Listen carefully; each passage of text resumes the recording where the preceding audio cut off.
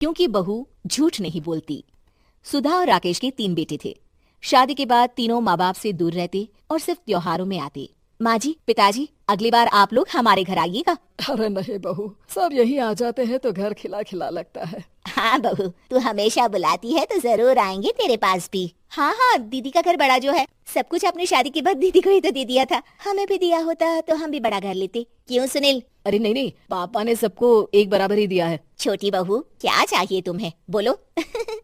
वो आपके सोने की चेन वाली घड़ी है ना, वो अगर आप मुझे। तभी वहाँ मजली बहू भी आ जाती है। और मुझे ना आपका मंगलसूत्र कितना लंबा, सुंदर और भारी भी है। अरे हाँ हाँ, तुम दोनों को ही दूंगी बहू, चिंता ना करो। चलो अब खाना लगाओ, खाना खाया जाए। सभी मिलकर खाना खाते हैं कि पड़ोसन आ जाती है। अरे सुधा बहन, थोड़ी चीनी तो देना, घर में शक्कर नहीं है और मेहमान सर पर बैठे हैं। अरे छोटी बहू, चाची को शक्कर तो दे दो।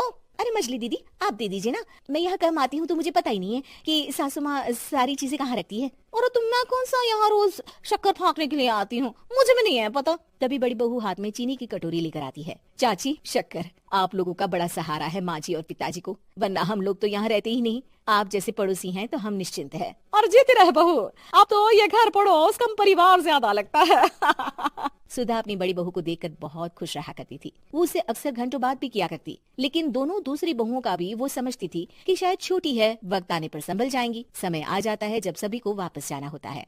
माँ जी, हम लोगों की फ्लाइट पहले है, हमें इजाजत दे। वो सास के गले लगकर चली जाती है। थोड़ी देर बाद छोटी बहू कहती है, माँ जी, मैं ना ये सोफे के कवर और चादरें ले जा रही हूँ, यहाँ तो ऐसी ही पड़ी रहेंगी। हाँ हाँ बहू, ले जा, और कुछ चाहिए तो बोल। और तो चाहिए बहुत कुछ, पर चलिए कोई बात नहीं, अगली बार ले जाऊंगी मैं। ऐसे ही मंजली बहू भी घर का बहुत सारा सामान ले जाती है। सभी के जाने के बाद सुधा राकेश से कहती है, घर कितना सूना लग रहा है ना। हाँ, और खाली भी, तुम्हारी दोनों बहुएं सब बटोर गई। अरे ठीक है ना, हम दोनों ही तो हैं, कितना सामान लगेगा, फिर उन लोगों की नई गृहस्थी, इतना मत सोचा करे। समय बीतता है। ऐसे ही हर साल त्योहारों में सुधा और राकेश के बच्चों की बहू आते और जाते वक्त ढेर सारा सामान पैक कर कर ले जाती। लेकिन कुछ ही सालों में सुधा का देहांत हो जाता है।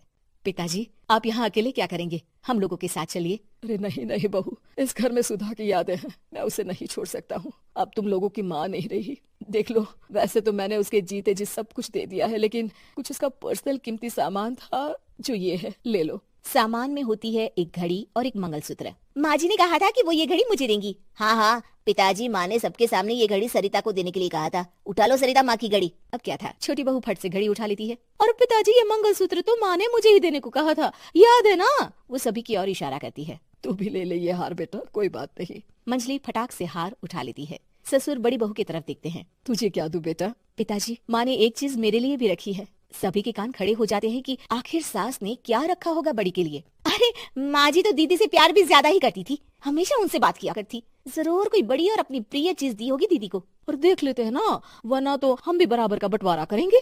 हाँ हाँ, कर लेना बंटवारा। लेकिन बड़ी बहू, बताओ तो, सुधा ने क्या रखा है तुम्हारे लिए? अभी तो हम लोग यही हैं पापा जी, जब जाने लगेंगे तो बता दूंगी। बड़ी बहू के मुंह से ये बात सुनकर बाकी दो बहुएं सोचने लगती हैं कि आखिर क्या है जो दीदी को सासू माँ देकर गई हैं। दीदी, ऐसा तो नहीं ना कि पूरे घर का आधा हिस्सा माँ बड़ी भाभी को देकर गई हो? तभी वहाँ ससुर आ जाते हैं। नहीं नहीं, ऐसा कुछ नहीं है, मकान तो तुम तीनों का बराबर से है। देखो, बड़ी बहू से तुम्हारी सास ज्यादा जुड़ी थी, न जाने क्यों घंटों बात किया करती थी, पता नहीं क्या देकर गई है उसे। और ससुर जी, आपको क्या पता, चालाकी से पूरे घर के पेपर में साइन करवा लिए हो, या फिर कोई छुपा गहना। आखिर मकान पूरा तो आपने सासू माँ के नाम ही कर रखा था ना। अब घर में ये सस्पेंस बन जाता है कि आखिर बड़ी बहू क्या लेकर जाएगी। फिर वो दिन भी आ जाता है जब बड़ी बहू के जाने का समय हो जाता है। बेटा, परसों तुम चली जाओगी, बताया नहीं माँ ने तुम्हें क्या दिया? घड़ी और हार जो बेशकीमती था और तुम्हारी सास को सबसे ज्यादा प्रिय था, उसका तो बंटवारा भी हो चुका है। अब तुम्हारी बारी। हाँ पिताजी, आज मैं ये बात बताने ही वाली थी। माँ ने मुझे उससे भी बेशकीमती चीज दी है, और वो है आप। आपसे अधिक प्रिय उन्हें कुछ नहीं था। माँ चाहती थी कि आप मेरे साथ रहें। चलिए पिताजी। बेटा, मेरे पास तो कोई पेंशन भी नहीं है और ना ही कोई प्रॉपर्टी। लेकिन आपके पास संस्कार है पिताजी, जो मेरे बच्चे आपसे लेंगे, तो आपको ले जाने पर स्वार्थ ही है मेरा। चलिए ना पापा। सभी के सामने पिताजी बड़ी बहू और बेटे के साथ उनके घर चले जाते हैं।